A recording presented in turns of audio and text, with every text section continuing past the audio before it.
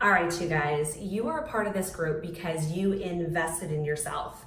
But what I want to do is give you even some more tips and tools on how to crush it. So I'm going to give you this, make sure and write it down, ask questions, but these are key things that are going to be really, really huge on your journey. So first and foremost, never forget to work on the mind before the sweat. So mind comes because you cannot ask your body to go where your mind doesn't go, okay? Number one thing.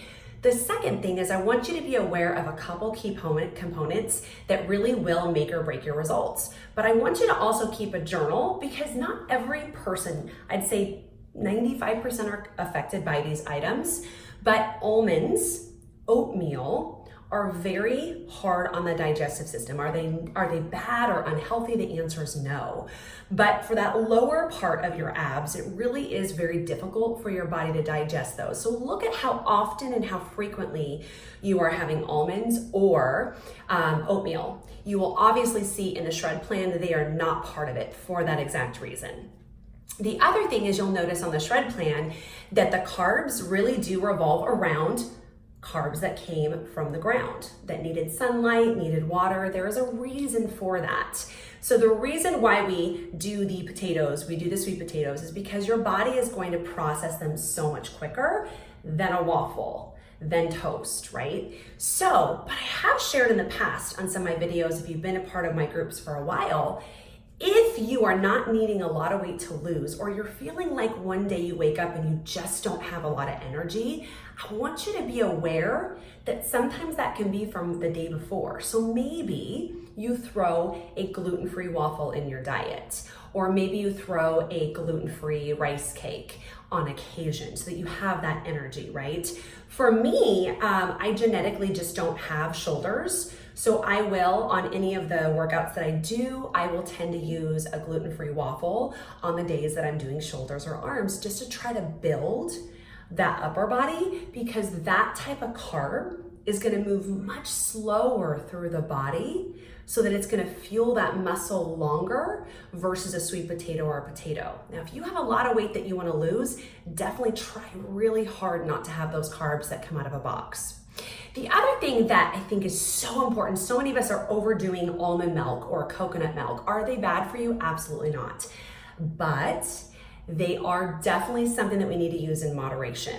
So in general, you want to look at using almond milk, coconut milk about 3 times per week max, 8 ounces each time. Okay, so 8 times 3 max. Why? It will tend to give you more of that bloat around that area of your body and slow down your digestive system. So so what I did in the beginning, I love my shake with water now, but I would do like 3 ounces almond milk, 3 ounces water, and add ice, right? And add the PB2 or the spinach or the frozen strawberries, however you like to make it. So just be aware of how often you're using some of these milks. Okay, you obviously will notice on the shred plan that there is no dairy and there is no gluten, and there is an absolute reason for this. Does that mean that you never can have it again? No, absolutely you can. And that's the blessing behind the shred plan, is you actually have this plan that allows you to go to a birthday party and have the pizza, allows you to go to, whatever it might be, and have a piece of cake, right? But because you're gonna jump right back on the shred plan. But dairy is so difficult on the digestive system. It slows it down, it affects your energy, it causes bloat, it causes allergies. There's so many things that dairy can do. So just limit it. If you're following the shred plan, it's definitely not part of it. I definitely don't follow it within my meal plan, but I do have it on occasion. 72% of people are lactose intolerant and they don't even know it. One of the common questions I get is, do I take the vegan Shakeology? And the answer is no. Because I honestly, for me personally, I love the regular chocolate. I love the flavor of it versus the vegan. I'm not affected. If I ever am someday, I will definitely go to the vegan. So just be aware that if you are definitely lactose intolerant or you have dairy issues within your body, make sure you're doing the vegan Shakeology. Some of the other things is gluten. Gluten is one of the #1 autoimmune disease issues. It causes a lot of them, it affects a lot of them. And so I just watch the amount of gluten that I allow into my body. A lot of times, believe it or not, you guys, there's gluten in our spices, there's gluten in our sauces, there's gluten in everything. And so what I will teach you to do in these private groups while you follow the shred plan is just be more of a label reader. So these are some of the most common questions, but the one thing that I really want you to be aware of is ask questions in this group, follow the shred plan, but then that way, if you want to slip off, you're able to just jump right back on the next day.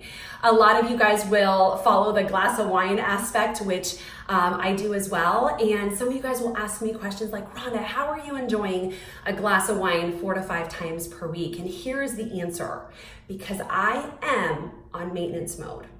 When I was not on maintenance mode, I would limit myself to 3 glasses per week. So yes, you can have wine or you can have Tito's. Tito's with soda water and lemon is so good. But if you are trying to lose 20 or 30 pounds, limit this to 3 times per week. Once you hit your goal, know that it's not going to be that way forever.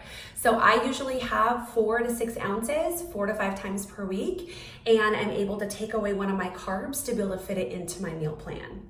So the other thing that I talk pretty heavily about is if you have a party to go to, a barbecue or something, I want you to be aware of planning for this. So the day before the party, cut your carbs. The day of the party, enjoy in moderation, okay? And then the day after, cut your carbs. And then you're right back on. So it's that simple. Make sure the detox water, you guys, is a must. So I want to know if these tips are helpful. Make sure and take notes. Make sure and just be so present and just know that you are going to kick some serious butt in this group. And we are just so honored to have every single one of you guys.